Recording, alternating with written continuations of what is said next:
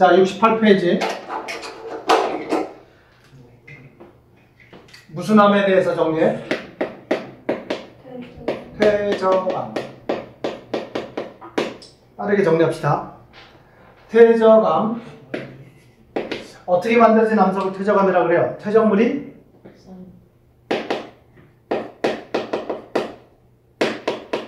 퇴적물의 속성작용이 여기 있어요.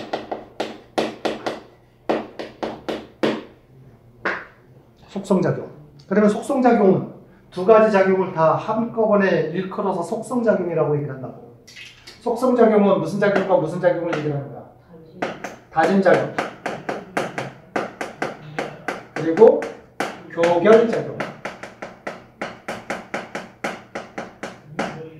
그죠? 요 두 개를 합쳐서 속성작용이라고 얘기합니다. 다짐작용은 말 그대로 다져진다는 뜻이에요. 다짐작용은 퇴적물이 다져진다. 교결작용은 뭐예요? 교결 물질이 빈틈을 메워서 굳어버린다. 교결 물질이 공극을 메우고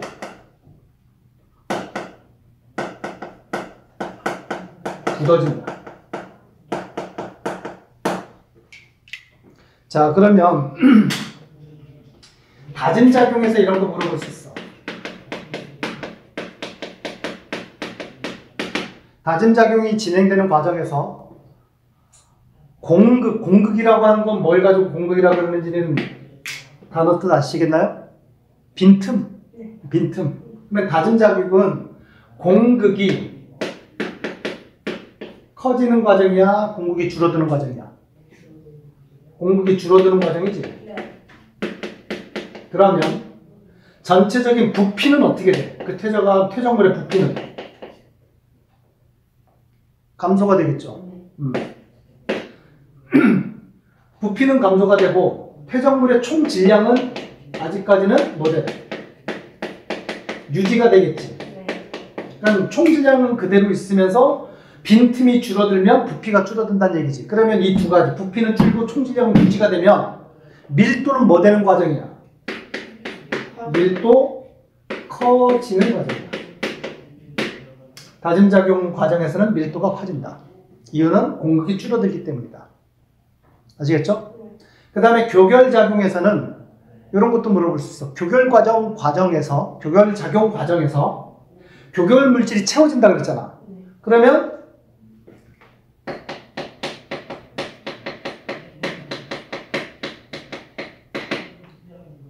교결 물질이 채워지잖아?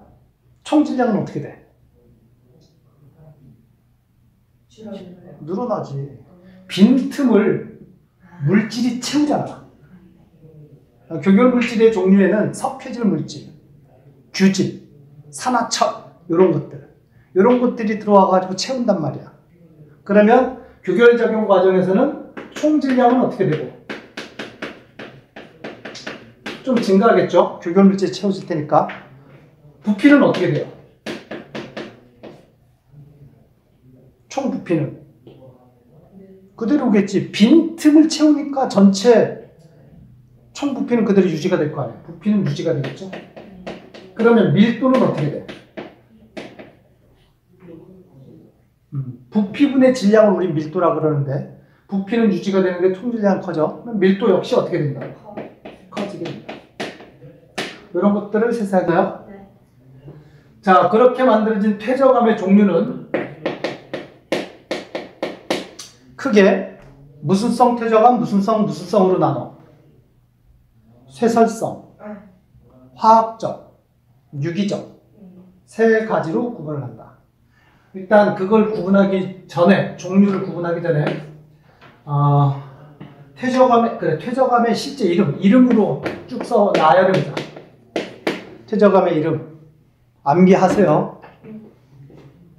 역, 사, 쇠, 응, 암, 석, 처, 석. 나와 있는 게 끝이야. 앞글자만 땄습니다. 네. 역은 뭐예요? 여감. 사는 사암, 쉐는 쉐일, 응은 응회암. 암은 암염을 얘기하는 거고요. 첫 번째 석은 석회암을 쓸 거고요. 천은 척트. 그 다음에 두 번째 석은 석탄을 얘기할 겁니다. 얘네들이 다 퇴적암의 종류고, 그러면 퇴적물의 종류에 따라서 이렇게 구분을 하죠. 여감은 주로 뭐 퇴적이야? 주로 자갈. 사암은 모래. 쉐일은 흙, 점토. 응염은 화산재. 암염은 소금. 석회암은 탄산칼슘. 석회질 물질. 석회암 그 자체지. 탄산칼슘. 척트는 규질 물질. 석탄은 식물. 이렇게 퇴적물이 쌓여서 만들어진 이름이고요. 역샤세응, 여기까지가 무슨 퇴적암? 내가 쇠설성 퇴적암. 쇠설성이라는 얘기는 그냥 입자들이 퇴적돼서 만들어졌다라는 얘기야. 부서진 입자들. 부서진 입자들. 뭐 이런 뜻이죠. 그죠? 그 다음에 암염, 석회암, 척트. 이 세 가지가 뭐예요? 화학적 퇴적암이에요. 화학 반응에 의해서 만들어졌다는 얘기지. 소금, NaCl. 이온 결합 물질이죠. 석회암, 탄산칼슘, CaCO3. 화학 반응. 척트도 규질 물질, 화학 반응을 통해서 만들어졌고요. 그 다음에 그 밑에 있는 척트, 석탄. 얘네들이 뭐야?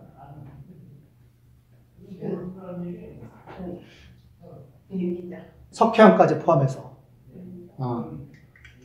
다시 여기서부터 여기까지가 유기적. 석회암은 탄산칼슘이 쌓여서 만들어진 거, 그러니까 화학 반응을 통해서 만들어졌을 수도 있고요. 바닷속의 생물, 산호라든가 조개 껍질, 생물의 구성 물질 자체가, 그 단단한 껍질을 가지고 있는 구성 물질 자체가 석회질 물질이에요. 그러니까 걔는 생물에 의해서 퇴적돼서 만들어졌을 수도 있다는 얘기예요. 유기적 퇴적암. 척트도 그렇고, 석탄은 식물이니까 유기적 퇴적암. 이렇게 구분을 할 수가 있다. 되셨나요? 네. 자, 그러면 일단은 정리가, 이렇게 정리하면은 퇴적암의 이름, 종류 다 정리가 됐네. 됐니? 특히 응유암 같은 경우는 전에도 얘기했지만, 응유암은 화산 폭발에 의해서 만들어진 암석이긴 하지만 제가 화성암은 아니에요. 재잖아, 재. 그지? 재가 쌓여서 만들어진 퇴적암입니다. 됐죠? 자, 그 다음에 빠르게 정리. 퇴적암의 특징이라 그러면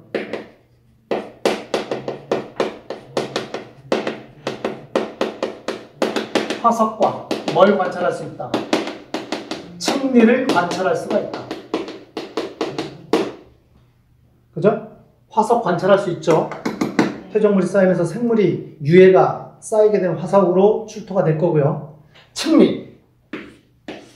지금 얘기를 하려고 하는 건 층리입니다. 층리. 층리에는 머릿속으로 정리돼야 되지. 몇 개의 층리가 나와? 4개의 층리가 언급이 됩니다. 무슨 층리? 일단 점이 층리. 그리고 사층리.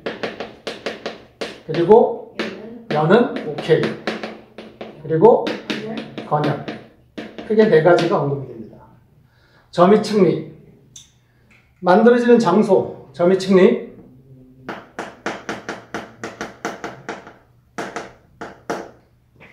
바다로는 깊은 바다, 호수로는 깊은 호수. 깊은 물속에서 만들어지는 게 점이 층리고요. 사층리. 어디서 만들어져? 바람이 불어서 퇴적물이 쌓이는 사막 또는 물이 흘러서 퇴적물이 쌓이는 곳, 그러니까 흐르는 곳, 바람이나 물이 흐르는 곳에서 사층리가 만들어진다. 바람 또는 물이 흐르는 장소. 그래서 사측리가 발견되는 곳은 사막지대에서 발견되기도 하고요. 과거에 물이 흘렀던 강 근처에서 사측리가 만들어지게 됩니다. 그 다음에 연은 얕은 물. 연은이라는 말 자체가 물결의 흔적이란 뜻이에요. 물결연, 흔적, 흔. 얕은 물 속에서 만들어지는 게 연은이고, 건열은 건조한. 그치. 건조지역. 역시나 사막이라든가 얕은 호숫가 근처. 그치? 건조하면 호수가 마르면서 건열이 만들어질 수가 있습니다. 이렇게 되는 거고, 점이 측리는 모양 자체가 어때요? 아래쪽이 굵은 입자. 그치? 위쪽으로 갈수록 어떤 입자?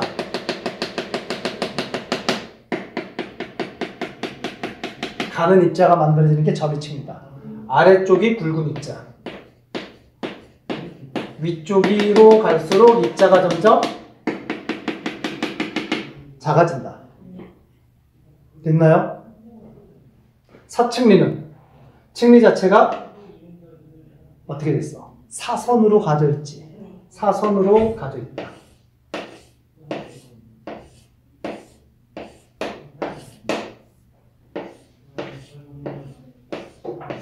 얘가 사측리. 그 다음에 연은은 물결 모양이라 그랬지? 단면이 물결처럼 이렇게 되어 있다.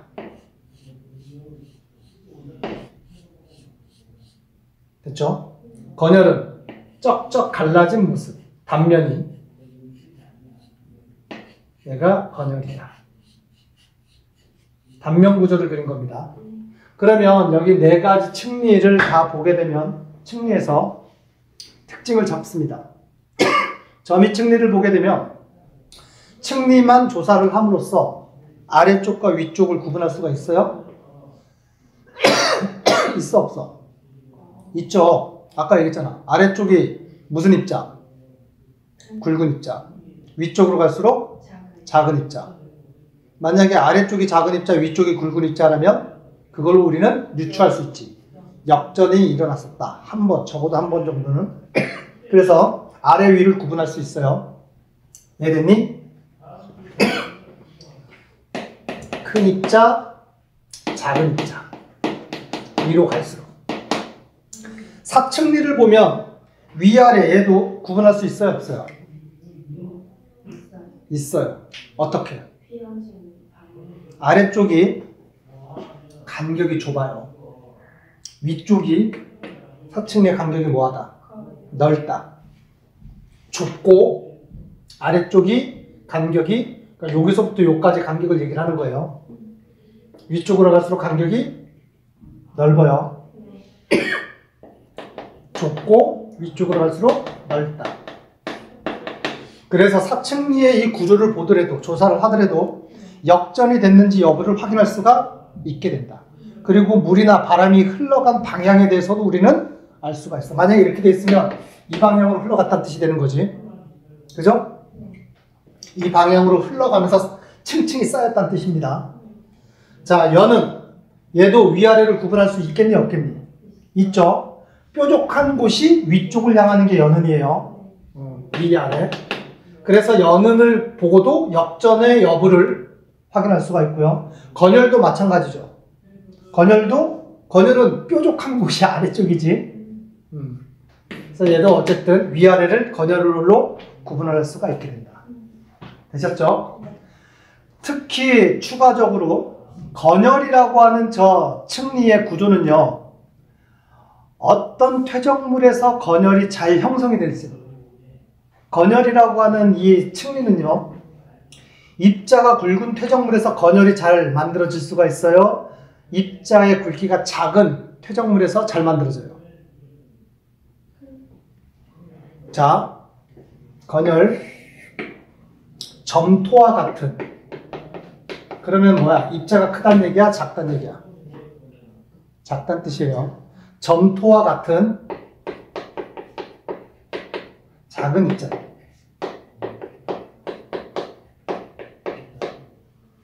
거기서 건열이 잘 만들어지게 된다. 알겠니? 되셨죠? 네.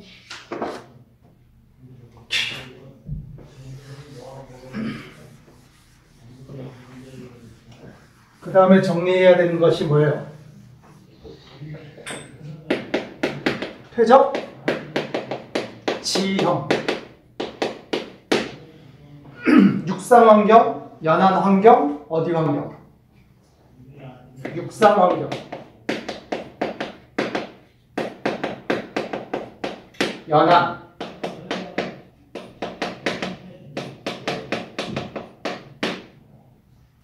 그리고 하나는 어디? 물이겠지? 해양 환경, 바닷속.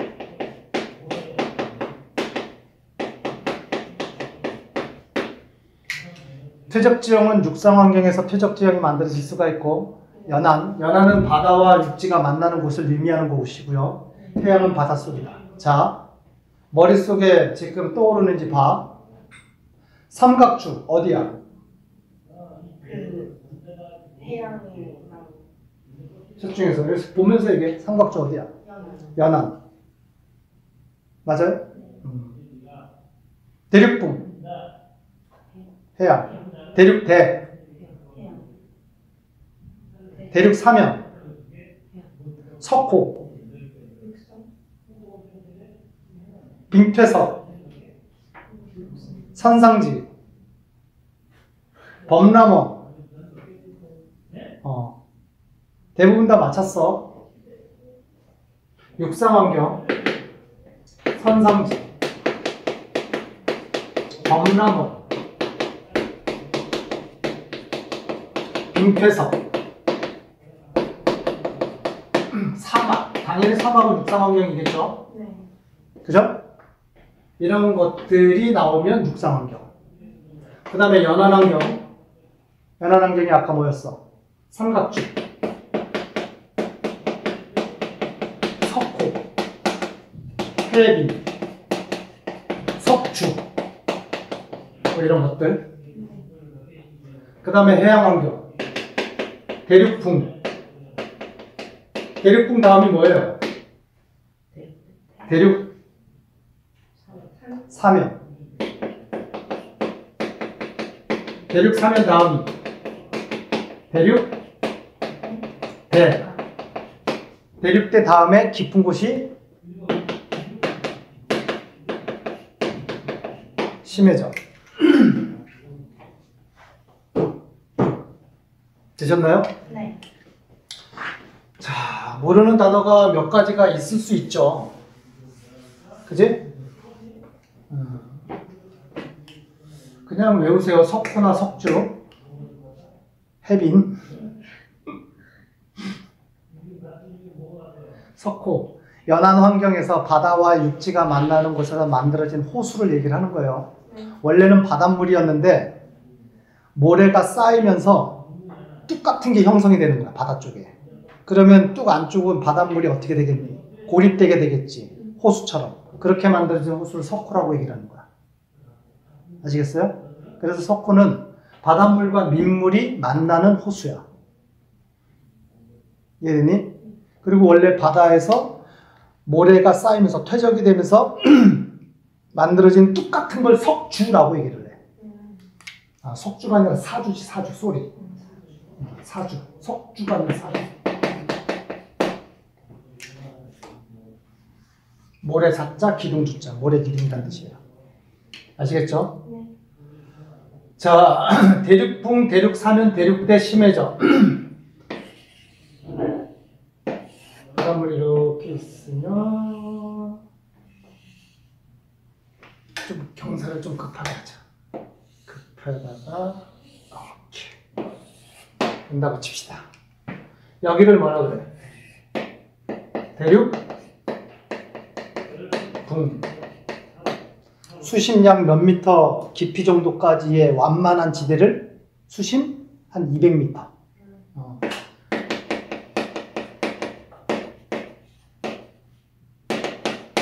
완만한 경사진 곳을 대륙붕이라고 하고, 갑자기 경사가 급해지는 여기를 뭐라 그런다? 대륙 사면, 경사진 면. 그러다가 깊은 바다에서 다시 완만하게 만들어지는 여기를 대륙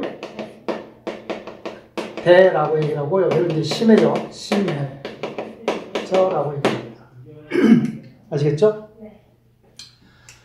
대륙 사면 이쪽 부분에서 언급될 수 있는 대륙 사면 여기서 언급될 수 있는 말이 뭐냐면 저탁류라고 하는 단어가 나올 수가 있어요. 저탁류. 저탁류는 뭐냐면 대륙붕에 쌓여져 있던 퇴적물들이 육지에서 이제 내려왔던 퇴적물이 쌓이다 흘러 넘쳐서 경사진국으로 확 쏟아지게 되겠지. 그 쏟아지는 그 흐름을 저탁류라고 얘기를 합니다. 그래서 확 쏟아져서 대륙대 심해저에 저미층리가 형성이 된다라는 뜻이에요. 아시겠죠? 자, 됐나요? 네. 오케이. 그래서 환경은 이렇게 육상환경, 연안환경, 해양환경으로 구분을 해서 정리를 해두시면 되고요. 그래서 원자교재 70페이지에 마지막 정리로 한반도에서의 퇴적암의 지형, 아까 한반도에서 화성암의 지형들을 나왔었잖아. 네. 그지? 우리나라 한반도 퇴적 지형에 대해서 정리를 하자. 페이지 70페이지 보세요. 자, 일단 은서야, 네. 불러. 시와 호가 나오지. 네. 또 뭐 나와? 구문소. 구문소. 또 강원도 석회암지대. 태백. 강원도 철원 태백. 강원도 삼척 태백. 삼척이나 태백. 또 채석강. 채석강. 또 마이산. 마이산. 또 덕명리 해안. 덕명리. 또 수월봉. 제주도 수월봉. 또 서귀포층. 제주도 서귀포. 얘가 언급돼 있니? 네. 오케이. 지금 언급되어 있는 애들 다 우리나라 대표적인 퇴적암들이 분포되어 있는 곳입니다. 네.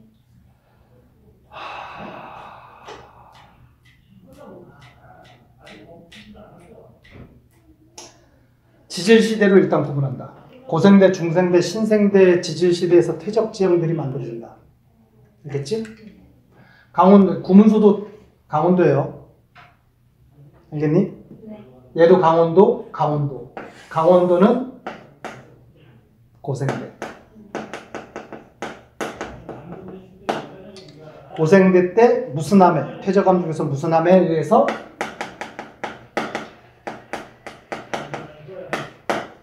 삼척, 태백, 석회암지대예요. 그래서 석회 동굴들을 삼척, 태백에 많이 있고요.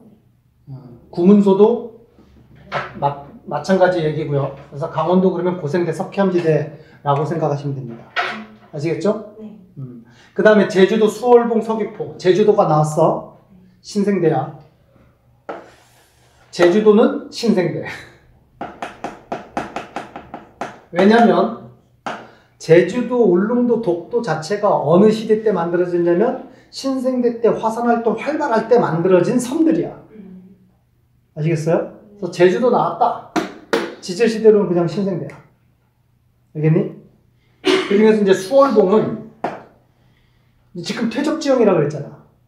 얘는 무슨 암이야? 응회암. 화산 폭발의 퇴적암. 응회암.